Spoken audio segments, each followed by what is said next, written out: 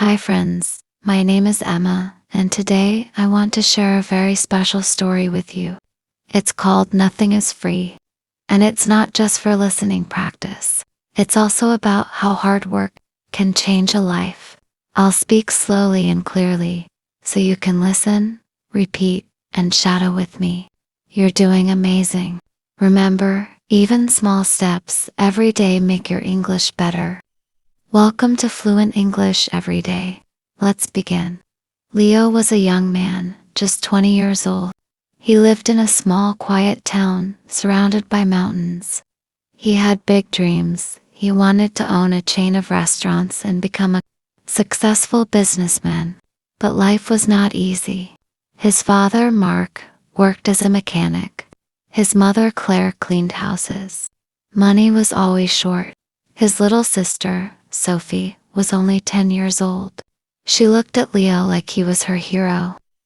One cold evening, Leo sat outside his small house. He looked up at the stars and whispered, "I want to give my family a better life. But how can I start when we have so little?" The next day, Leo told his father about his dream. Mark sighed and said, "Leo, dreams are not free. If you want something, you have to fight for it.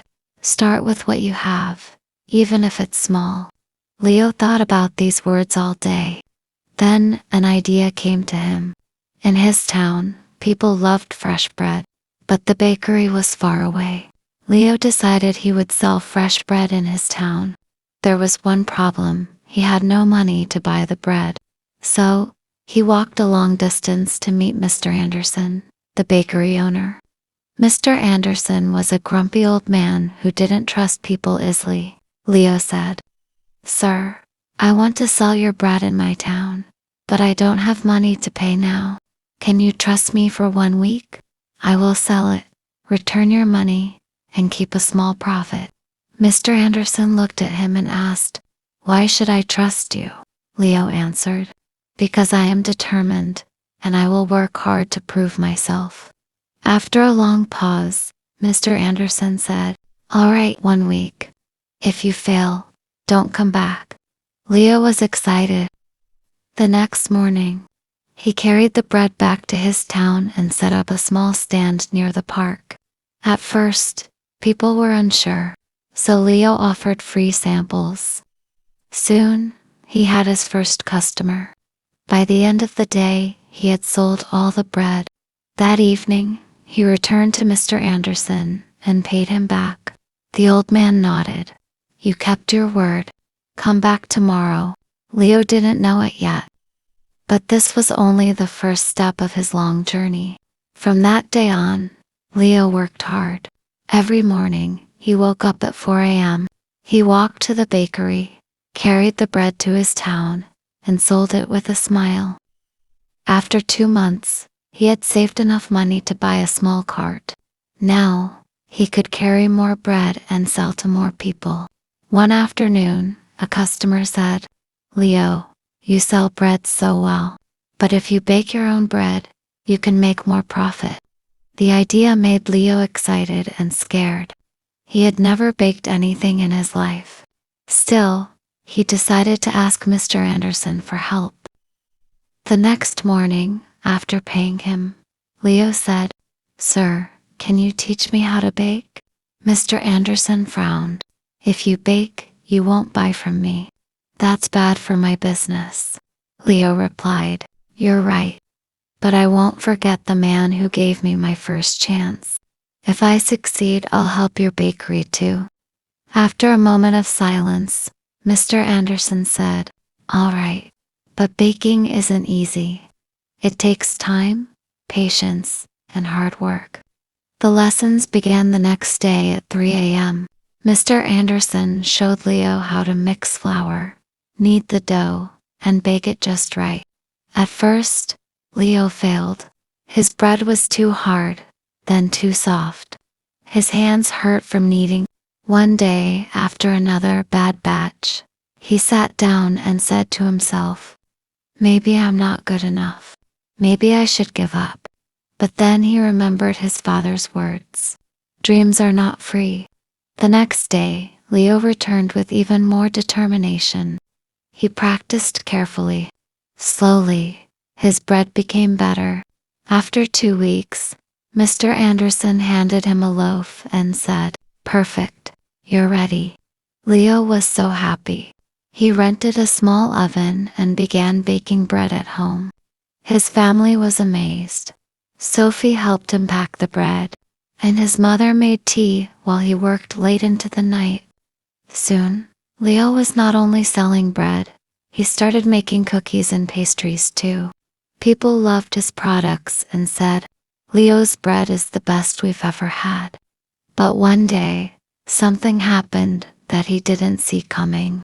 A new bakery opened in town. It was big, bright, and full of colorful cakes. The owner, Eric, was young, confident, and friendly.